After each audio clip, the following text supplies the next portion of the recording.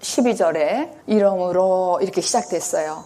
이러므로 너희가 이것을 알고 이미 진리에 섰는 것을 알았다는 것이거든요. 근데 이것을 베드로가 항상 너희에게 생각하노라 이렇게 했어요. 교인들이 현재 이미 있는 진리 안에서 견고해졌지만은 베드로는 자신이 순교를 지금 앞두고 내가 떠난 후에도 너희들은 진리에 굳게 서라. 그렇게 행한다면은, 진리에 굳게 선다면은 절대로 넘어지지 않을 것이다. 이렇게 권면하는 것이죠. 이것을 필요할 때마다 생각하라는 거예요. 14절에 내가 장막을 벗어날 때가 됐다는 말은 뭐냐면 나는 이제 이 세상을 마감할 때가 됐다는 거예요. 지난 세월을 곰곰이 생각해 보면은요, 모든 일이 수고한 짐이었습니다. 가정도 짐이었고, 일터에도 짐이었고, 인간관계도 짐이었고, 취미도 짐이었습니다. 그런데 내가 그 수고하고 무거운 짐을 지고 열심히 나 잘났다고 할 때, 그럴 때는 주님께서 기다리고 계시는 거예요.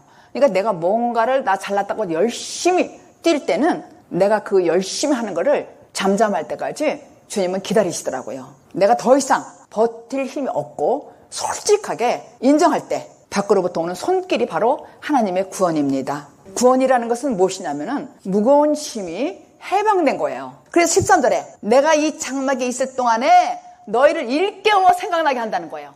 베드로가 죽기 전에 일깨운다는 거예요.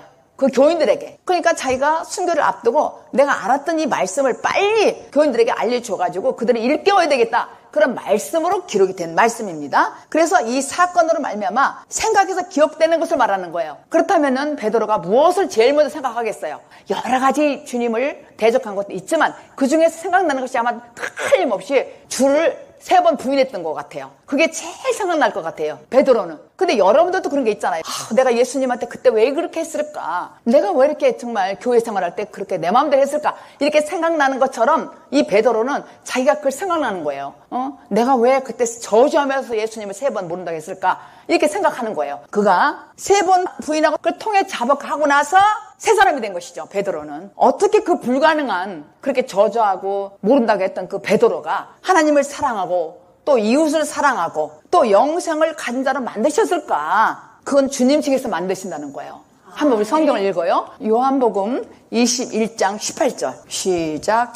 내가 진실로 진실로 내게 이르노니 젊어서는 내가 스스로 띠띠우고 원하는 곳으로 다녔거니와 늙어서는 내 팔을 벌리리니 남이 내게 띠띠우고 원치 않은 곳으로 데려가리라. 이게 무슨 말씀이냐면은요, 베드로가 자기 뜻으로 살 때가 있잖아요. 비전과 야망과 어떤 이런 희망을 다 부셔버리고 하나님의 뜻을 심으신다는 얘기예요. 이제는 이 말씀이에요. 그러니까 신앙생활은 나의 뜻을 다 내려놓고 주님에 의해서 끌려가는 것이죠.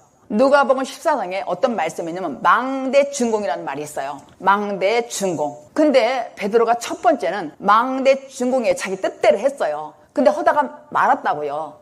왜냐하면 저주인 걸 보면은. 그러니까 우리가 2단계가 있어요, 신앙생활은. 첫 번째는 내가 망대를 세워. 근데 도중에 준공 안 하고 쉬는 거예요. 너무 힘들어서. 근데 2번째는 무엇이냐면은 이제는 완공을 해야 되잖아요. 망대를 세워놓고 완성 안 하는 사람 어디 있겠어요? 근데 안 하는 여기까지는 뭐냐면 첫 번째 단계. 기초공사는 해놓고서 허송세월 시간을 가는 거예요. 그렇게 가다가 마지막에 그냥 끝나는 사람이 많이 있어요. 근데 이 말씀 21장 요한복음 이 말씀은 무슨 말씀이냐면 내가 젊어서는 내가 원하는 대로 살았어. 내 뜻대로. 그런데 늙어서는 남이 내게 띠를 띈다는 거야. 그러니까 하나님이 함께 나와 역사한다는 것이죠. 이게 뭐냐면은 이제 내가 2번째 단계는 완공을 해야 돼. 근데 이 완공은 너무 힘들어요. 나 혼자는 힘들어서 할 수가 없어요, 이 완공을. 주님이 함께 죽고 함께 연합하여서 부활하는 거예요. 아멘. 그러니까 이거는 2번째는 마지막은 반드시 지불을 해야 돼. 값을 지불해야 돼. 공짜로는 이거 못 줘. 완공 돈이 너무 많이 들어가. 우리가 예수 안에서 예수를 믿는다고 하지만은 거의 기초공사는 어느 정도 했어. 그건 다 말씀을 들어서 안다는 얘기예요. 근데 그게 다 된 줄 알고 쉬고 있는 거야. 완공을 해야 되잖아요. 근데 완공이라는 2번째 단계는 값을 지불해야 돼. 근데 그 값을 지불하는 것이 십자가 죽는 거예요. 십자가를 통과하는 것이 값을 지불하는 거예요. 그래서 확실하게 내가 십자가를 통과해야만 완성이 되는 거예요. 이 얘기를 하는 거예요, 지금 요한복음 21장에. 네가 젊어서 네 마음대로 띠띠고 다녔다는 거야. 근데 늙어서 내 마음대로 못해. 하나님께서 나에게 내가 갖고 있는 걸 모든 걸 잘못된 거를 다 하나씩 하나씩 고치고 나를 심는 거예요. 뭐로? 말씀으로. 이 말씀 따라오라고. 근데 이 말씀 따라오는 거는 십자가 통과하는 거잖아요. 근데 주님이 나와 함께 한다는 거예요. 그 길은. 그 값을 내가 지불해야 된다는 거야. 지불을 해야 되는데 난 너무 바빠. 의식주 때문에. 그러니까 정신을 좀 막 돌아다니니까 피곤해. 그러니까 이걸 할 기회가 없어. 그리고 자꾸 돌아다니고 일을 보고 이렇게 하다 보니까 나는 언제 완공이 되냐 이거예요. 시간만 보낸다는 얘기죠. 그러니까 우리가 정신을 바짝 데릴 것이 무엇이냐면 내가 확실히 서야 된다는 얘기예요. 오늘 예수 그리스도의 강림은 너무너무 귀중한 말씀이에요. 다 귀중한 말씀이지만 이 말씀은 제가 아까 앉아서 너무 흥분이 됐어요. 사실은 기도하면서. 너무 기쁘고 너무 좋아서 이 말씀이. 16절 같이 읽어요. 시작. 우리 주 예수 그리스도의 능력과 강림하심을 너에게 알게 한 것이 공교히 만든 이야기를 조진 것이 아니요 우리는 그의 크신 위엄을 친히 본 자라. 우리는 예수를 믿습니다. 그래서 교회에 나오고 믿음 생활을 해요. 이러면 우리는 일반적으로 예수를 그리스도 믿는 그런 사람들이라고 우리는 말하는 거예요. 우리 교회 나오니까. 우리는 입에서 예수는 그리스도이시다. 예수는 그리스도다. 이렇게 다 믿잖아요. 알고 있잖아요. 그런데 오늘 이 말씀을 보니까 16절을 보니까 베드로는 예수 그리스도의 능력과 그랬어요. 그리고 강림이라고 연결하니까 생소하잖아요. 왜 연결했을까? 제가 말씀을 드릴 때 크게 두 가지로 나눠서 말씀을 드릴 거예요. 예수 그리스도에 대해서 말씀을 드리고 그 다음에 강림을 또 따로 말씀을 드리겠습니다. 정확하게. 그래서 성경에서 예수라고 말할 때는 구약에서 여호수아라는 뜻이에요. 비유가 여호수아이며 또 그 뜻은 여호와는 구원이시다 이런 뜻입니다. 예수는. 그래서 육신을 입고 2000년 전에 오신 세상에 오신 그 예수를 말하는 거예요. 그냥 예수 하면은. 근데 그리스도 하면은 기름 부은 자, 메시아, 또 구원자, 또 다른 보혜사를 뜻하는 거예요. 그리스도 하면은. 그러니까 예수는 육신으로 오신 예수를 말하는 것이고 그 다음에 그리스도 하면은 기름 부은 자, 메시아, 구원자 이런 의미가 있다는 거예요. 그리스도는. 그래서 예수 그리스도는 하나예요. 한 뜻이에요. 무슨 뜻이냐? 예수라는 육체 그릇 안에 그리스도가 담겨 있다는 거예요. 그러니까 베드로가 장막 안에 있을 때라는 그 장막이라는 표현을 하는데 그 장막 안에 그 영혼이 그리스도가 임했다는 거예요. 그러니까 우리가 다 이렇게 앉아있지만은 그 속에 뭐가 들었냐 이거예요. 예수만 들었느냐 그리스도만 들었느냐. 예수 그리스도가 들어가 계셔야 되잖아요. 그리스도는 죽고 다시 사신 그분이 그리스도예요. 예수는 그리스도라. 그러니까 이 그리스도는 그분이 영으로 성령으로 내 안에 오셔야 돼요. 그러니까 우리가 맨 처음에 은사 받고 능력 받고 방언 받을 때는 그건 성령 체험이에요. 성령 체험이고 그리스도가 내 안에 올 때는 성령 세례예요. 말이 비슷하지만 틀려요. 예수가 틀리고 그리스도가 틀린 것처럼 예수 안에 그리스도가 담은 것처럼 우리도 은사 경험하고 능력 경험하고 방언하고 이렇게 하는 거는 성령 체험을 하는 거예요. 그때는 하나님의 응답도 받고 꿈도 꾸고 다 하긴 해요. 근데 그리스도가 내 안에 오면 다르단 말이에요. 예수 그리스도의 능력은 다르다는 얘기예요. 능력은 바로 연결해서 강림이 연결되는 것이고 또 신의 신기한 능력, 신의 성품 이렇게 연결이 쭉 되는 거예요. 그래서 요한일서 5장에 보면은 예수께서 그리스도이심을 믿는 자마다 하나님께 낫다고 그랬어요. 하나님께서 난 자라고 하는 거예요. 그러니까 예수가 그리스도라고 내가 고백할 수 있는 사람은 아무나 하는 게 아니죠. 내가 체험을 한 사람이 하는 것이죠. 그러니까 내가 예수가 그리스도를 믿게 되는 이 과정에서 우리는 예외 없이 모두가 다 예수와 함께 자기 십자가를 못 박아 죽어야 된다 이거예요. 통과를 해야 된다는 거예요. 그리고 다시 살아나야 돼. 죽기만 해도 안 돼요. 살아나야 돼. 그때 어떤 사람들은 죽었다고만 해. 다 자기는 죽었대요. 근데 부활하지 않아서 살지 않았어. 행동을 보면은 다 죽었어. 가만히 말도 안 하고. 근데 행동을 보면은 살지는 않았더라 이거예요. 근데 살아야 된다는 것이죠. 그래서 그러므로 누구나가 예수가 그리스도이심을 믿는 모든 사람들은 하나님께 난 자예요. 그게 예수님께서 누구에게 요한복음 3장 3절에 누구에게죠? 니고데모가 볼 때에 뭔가 자기는 하나님을 믿었어. 율법자야. 관원이고 부자고. 근데 예수님이 행동하는 거 보니까 너무 다른 거야. 그래서 낮에 안 오고 밤중에 왔어요. 오니까 와서 말을 걸으니까 예수님께서는 대짜고짜 딴 말씀 하나도 아니고 내가 진실로 내가 너에게 말한다. 물과 성령으로 나지 않냐면 나를 볼 수 없다. 하나님 나라 갈 수 없다. 이런 말씀을 하는 거예요. 그러니까 물과 성령으로 거듭나야 된다는 거예요. 내가 죽고 다시 살아나야 된다는 것이죠. 그게 하나님께 난 자란 말이에요. 난 자. 그러니까 예수님은 믿음의 시작이요. 우리가 예수 믿는 것은 믿음을 시작된 거예요. 맨 처음 믿을 때는 내가 예수를 믿어. 그리고 내가 완성된 표현은 뭐냐면 그리스도. 그래서 예수는 그리스도이시다. 이렇게 확실하게 내가 증거할 수가 있어야 된다는 얘기죠. 요한복음 15장 26절 시작. 내가 아버지께로서 너에게 보낼 보혜사 곧 아버지께로서 나오시는 진리의 성령이 오실 때에 그가 나를 증거하실 것이요. 그러니까 예수 그리스도의 영이 제자들에게 임하면은 하나님과 하나 되고 그 그리스도는 예수를 증거하는 것이죠. 그러니까 보혜사 성령님 보혜사라는 건 뭐예요? 나를 도와주시는 분이야. 이분이 내 안에 오면은 그분이 그리스도 영이야. 그러니까 이분이 내 안에 오면은 이분에 의해서 내가 움직이니까 별로 실수를 안 한다는 얘기예요. 그러니까 날마다 예수님을 생각하게 되는 거야. 그리스도를. 눈 뜨고 아침에 그리스도 생각해야 되고. 저도 그전에는 그렇게 생각 안 했어요. 그냥 예수님을 많이 증거했어요. 사람들이 다 좋아했어요. 근데 이 그리스도가 내 안에 오니까 다르더라고요. 눈 뜨면은 주님 감사합니다. 자꾸 생각나게 하는 거예요. 누가? 보혜사 성령님이. 예수는 그리스도라고 늘 증거하는 거예요. 사람들에게만 증거하는 것뿐만 아니라 내 입에서도 아침에 일어나면 예수는 그리스도예요. 너무 감사합니다. 이 안에 계셔서. 이렇게 증거한다는 거예요. 예수 그리스도의 능력이 있어요. 그리스도가 내 안에 있는 사람은 능력이 있어요. 이 능력이 있기 때문에 현상이 어떻게 나와요? 이 말의 변화가 되고 돈의 변화가 돼. 자유함이 있다는 거예요. 말이 필요 없다는 얘기가 아니고 돈이 필요 없다는 얘기가 아니라 내가 자족하는 마음이 있고 내가 생활할 수 있는 능력이 나에게 부어나는 거예요. 왜? 기도하면 하나님이 알려주시고 기도하면 참으라고 그러고 기도하면 어떻게 하라고? 감동 감화를 주시는 거예요. 너무 감동 감화를 주신다고요. 이 기쁨은 누려본 사람이 아는 거예요. 이 기쁨은.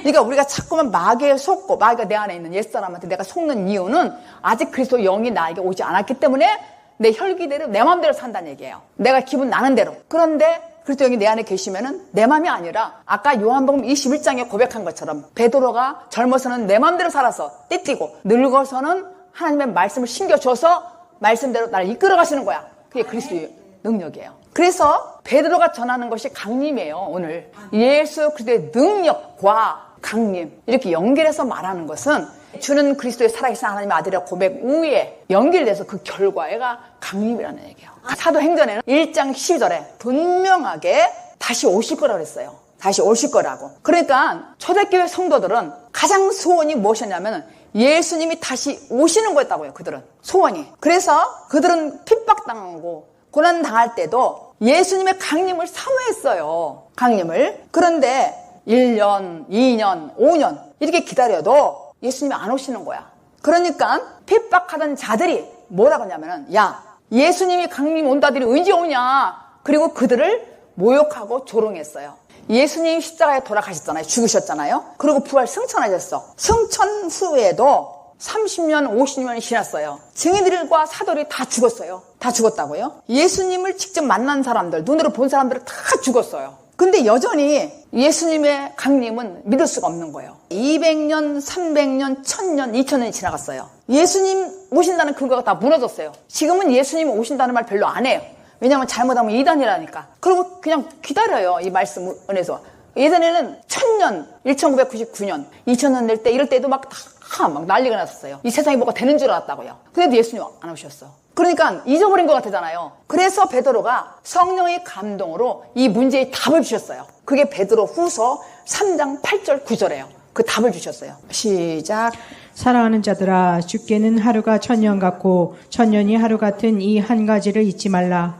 주의 약속은 어떤 이에 더디다고 생각하는 것 같이 더딘 것이 아니라 오직 너희를 대하여 오래 참으사 아무도 멸망치 않고 다 회개하기에 이르기를 원하시니라. 10절 시작.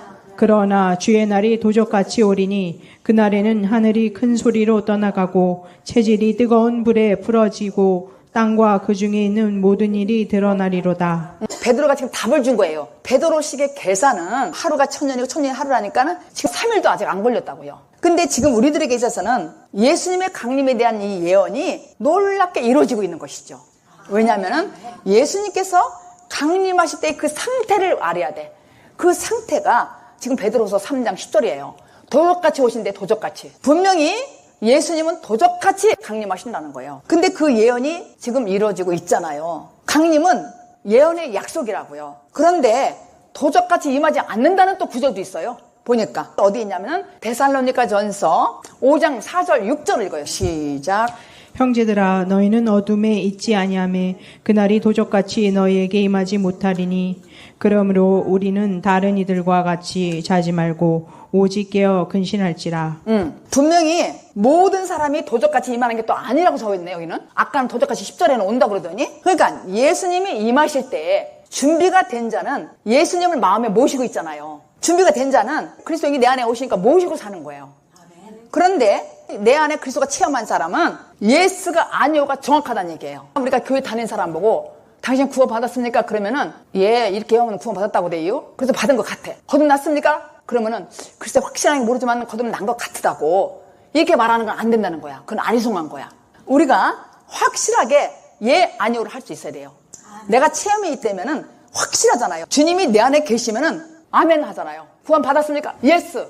거듭났습니까? 예스. 이렇게 하잖아요. 그런데 참 이렇게 그런 것 같기도 하고 목사님 손들으라고 했거든요. 근데 내가 기쁨이 없어요. 뭔가 좀 이상해요. 이러면 아니란 얘기예요. 그러니까 내가 체험이 확실한 사람은 주님이 나에게 오신 거예요. 이미 오셨다고요. 이미. 그런데 이 사람은 주님이 도적같이 임하지 않는 거잖아요. 내가 준비하고서 그리스도 영이 내 안에 오셨으니까 그런 사람을 두고 도적같이 안 온다는 것이죠. 그래서 잘 생각해 보면 너무 중요한 말씀이라, 공중에서 강림하시는 그 예수님, 공중에서 구름 타고 오신다 그랬잖아. 강림하시는 그 예수님이나 내 안에 임한 그 예수님이 같은 분이라고요. 아멘. 틀릴 리가 없잖아요. 아멘. 내 안에 오신 그리스도나 강림해서 오실 그분이 같은 분이라니까. 아멘. 여기에 저는 힌트를 받았어요. 같은 분이지. 그러니까 뭐예요? 이미 강림하신 그 주님은 나와 함께 계신다니까요. 아멘. 아멘. 나와 함께 계신 거예요. 아멘. 그런데 이 초대교회 성도들은 주님을 모르고 있었던 거예요. 저에게는 정말 놀라운 사건이었어요. 이 강림이라는 이 사건이 너무 놀라웠어요. 왜냐하면 예수님께서 약속하신 모든 걸 주신다고 했어요. 모든 약속을 전부 우리가 살아있는 동안에 주신대. 이 얘기를 해도요, 아직 육신적인 사람은 물질, 권세, 능력 이런 것만 생각해요. 근데 주님께서 확실하게 감동이 온 거는 신기한 능력이더라고요. 죄사함과 구원이래요. 그 다음에 신의 성품이래요. 신의 성품은 얼마나 좋아요. 인내 절제까지 하고 나서 경건이라는 게 오잖아요. 경건은 거룩이잖아요. 그런 다음에 형제 우애가 와. 그 다음에 사랑을 공급하는 거야. 사랑은 뭐예요? 하나님의 속성이야. 하나님의 성품이야. 이 사랑이 그냥 오는 게 아니더라니까요. 강림해야 돼. 그리스도가. 근데 모든 사람들이 계속 강림 하니까 나중에 이단이 나고 별거 다 나온단 말이에요. 같은 분이라고요. 같은 분. 그래서 16절에 베드로는 강림을 너에게 전하는 것은 공교히 만든 이야기가 아니래요. 공교히라는 말은 뭔 뜻이냐면은 성경을 그럴듯하게 꾸미고 가르치는 것이 공교란 거예요. 공교. 그러니까 이 말씀이 베드로 후서가 그냥 너무도 중요하더라니까 저에게. 이렇게 정확하게 기록이 돼 있어요. 그러니까 여러분들이 현재 믿음이 지금 성경 말씀대로 하나님의 선물인지 율법의 행위인지를 알아볼 수 있는 좋은 방법이 있어요. 아, 나에게 온 믿음이 하나님의 선물인가? 아니면 나는 아직까지 율법을 믿고 있는가? 이거를 가려낼 수 있는 방법이 있단 말이에요. 사도행전 1장의 말씀처럼 지금 계속 하늘을 바라보면서 공중 타고 오시는 그 예수님만 기다린다면 율법 행위란 말이죠. 그러니까 날마다 승질나는 사람은 이 땅 다 그냥 완전히 심판, 주님이 왔으면 좋겠다, 끝판 났으면 좋겠다 이렇게 말하는 사람 있잖아요. 그 사람들은 율법의 증거라고요. 율법에. 자기는 예수님의 심판을 비껴나갈 수 있는 어떤 의로운 사람을 생각하는 거야. 근데 주님은 아까 10절에 읽었잖아요. 오래오래 기다리는 것은 회개하기를, 많은 사람들이 회개하기를 기다린다는 거예요.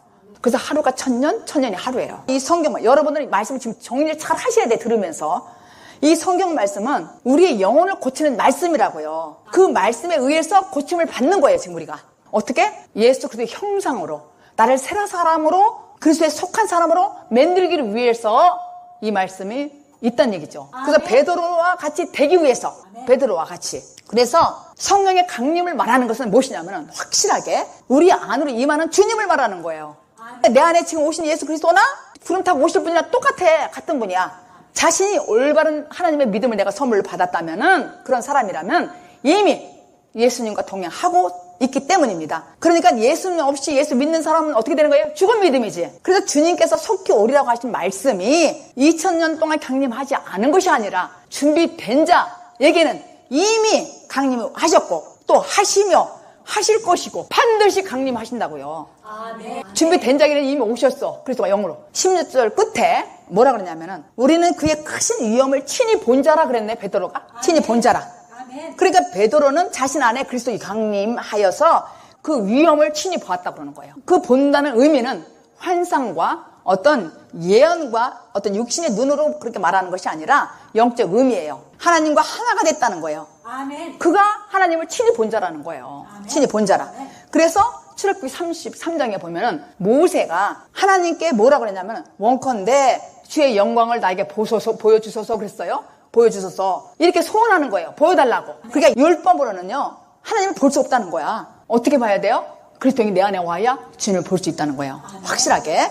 그래서 하나님을 보는 자는 예수님에 의해서 내가 십자가에 죽고 내가 살아난 사람이 하나님을 본 자라는 것이죠. 지식은 귀로만 듣는 거예요. 지식은. 그런데 체험은 눈으로 보는 세계예요. 실제. 그리스도의 영이 온 거는 내가 보는 세계라는 얘기예요. 아멘. 이 강림은 너무 중요한 말씀이에요. 아멘. 너무. 그래서 베드로가 처음에는 주는 그리스도의 살아계신 하나님의 아들이라고 고백한 적이 있었잖아요. 근데 그거는 자기 혈통으로 된 게 아니고 하나님이 성령 역사에서 했다고 그랬잖아요. 체험해서.